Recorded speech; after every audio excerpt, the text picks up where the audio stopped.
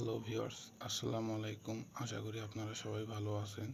তো আমি একটি নতুন বশীকরণ মন্ত্র নিয়ে আসলাম। এটি একটি পাওয়ারফুল বশীকরণ মন্ত্র।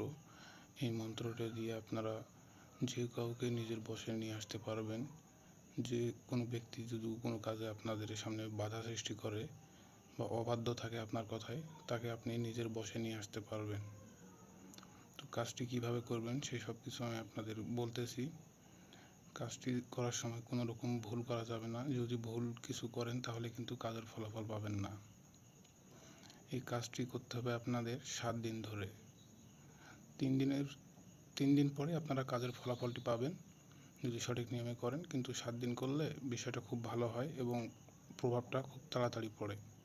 তো নিয়ম যদি মেনে কাজটি করতে পারেন সঠিক নিয়মে, কাজের ফলাফল পাবেন।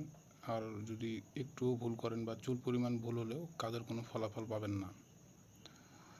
তো আমি আপনাদের মন্ত্রটা পড়িয়ে বুঝিয়ে দিচ্ছি কিভাবে কাজটি করবেন, সেই সব কিছুও বলতেছি।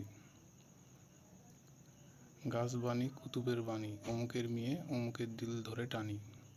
এখানে 2 জায়গায় অমুকের মেয়ে বা অমুকের নামটি উল্লেখ করা হয়েছে। আপনারা যাকে বশ করবেন সেখানে প্রথমেতে তার বাবা অথবা মায়ের নাম, এবং মেয়েটি যদি বিবাহিত থাকে তার বাবা মার নাম না জানা থাকলে তার স্বামীর নাম ব্যবহার করতে পারবেন। আর মেয়ে অমুক লেখা আছে এই জায়গাটিতে যেই নামটি ব্যবহার করবেন সেই নামটি হলো যাকে আপনি নিজের বশে নিয়ে আসতে চান তার নামটি ইউজ করতে হবে। ধরেন মেয়ের মায়ের নাম ছিল খাদিজা এবং মেয়ের নাম হলো মণি, তাহলে কি করতে হবে? গাছ বাণী কুতুবের বাণী, খাদিজার মেয়ে মণির দিল ধরে টানি।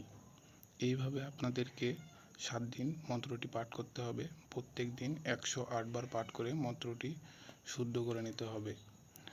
আর কোনো রকম সমস্যা হলে আমার ইমো নাম্বার দেওয়া আছে, সেখানে যোগাযোগ করতে পারেন। এবং অনেক ধরনের কাজ করে থাকি আমি, আপনারা আমার সাথে ইমোতে যোগাযোগ করতে পারেন। আর কাজের নিয়মটি সঠিকভাবে করবেন, তাহলে কাজের ফলাফল পাবেন। এই মন্ত্রটি পাঠ করার পরে 7 দিন পরে আগুনে মন্ত্রটি পুড়িয়ে পানিতে অথবা মাটিতে পুঁতে রাখতে হবে। আশা করি আপনারা বুঝতে পারছেন কাজের নিয়মটি, এবং সঠিক নিয়মে করলে ফলাফল পাবেন। আজকের মতো এতটুকুই বললাম। আগামী ভিডিওতে দেখা হবে। কাজ করলে কাজের ফলাফল পাবেন ইনশাল্লাহ।